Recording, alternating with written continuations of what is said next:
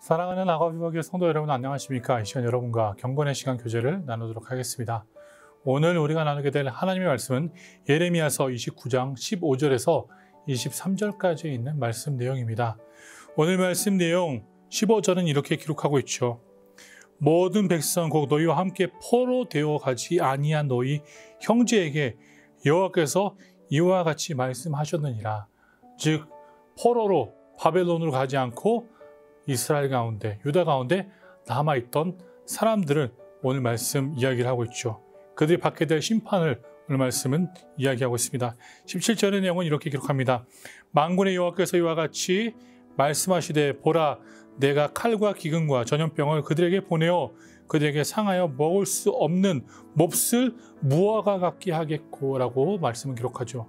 하나님이 이전에 예레미야를 통하여서 주었던 그 메시지를 그대로 다시 한번 반복하며 그들 가운데 이루어질 일들을 다시 한번 이야기하고 있습니다. 이어서 18절의 내용은 내가 칼과 기근과 전염병으로 그들을 뒤따르게 하며 그들을 세계 여러 나라 가운데서 흩어 학대를 당하게 할 것이며 내가 그들을 쫓아낸 나라들 가운데에서 저지와 경악과 조소와 수모의 대상이 되게 하리라. 즉 그들이 당면하게 될 그 수많은 어려움들을 기록하고 있습니다.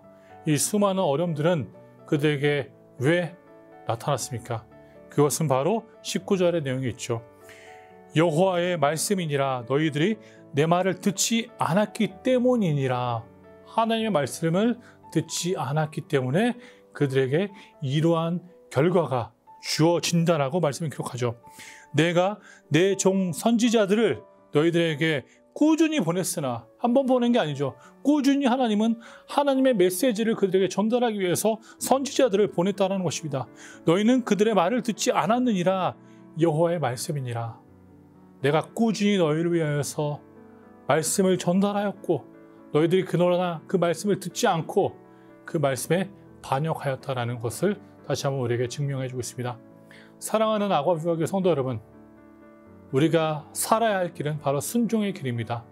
말씀에 순종하여서 어떠한 상황 속에서도 하나님의 행하실 것들을 기대하면서 어떠한 환난과 어떠한 고통과 어떠한 어려움이 우리에게 주어질지라도 그 가운데서 하나님을 믿고 의지해야 합니다. 왜 그렇습니까? 하나님은 그러한 어려움들을 통하여서 하나님의 선한 일들을 우리 가운데 이루실 그러한 위대한 하나님이시기 때문입니다. 또한 이어서 오늘 말씀을 보게 된다면 오늘 말씀 20절에서 23절까지의 내용은 하나님이 거짓 선지자들을 어떻게 심판하실 것인지에 대해서 말씀을 기록하고 있습니다. 오늘 말씀의 내용에서 보면 아합과 시드기야를 하나님이 나부코도노솔에게 넘기셔서 그들을 불살라 죽일 것이다 라고 말씀은 이야기하고 있습니다. 이것이 바로 거짓 선지자들이 얻게 되는 결과물이다라는 것을 다시 한번 하나님이 그들에게 보여주겠다는 거죠. 그들을 본보기로 삼아서 거짓 선지자에게 일어나는 일들을 보라. 그런 의미로 우리는 볼 수 있습니다. 즉 그들은 어떻게 됩니까? 저주의 대명사가 됩니다. 즉 하나님의 말씀을 온전히 전달하지 않고 하나님의 뜻을 온전히 이야기하지 않는 자들에게 거짓 말을 하여서 그 거짓으로 하나님의 백성들을 미혹했던 자들에게 주어지는 저주라는 것입니다. 이어서 말씀의 내용을 보게 된다면 23절의 내용은 이렇게 기록합니다.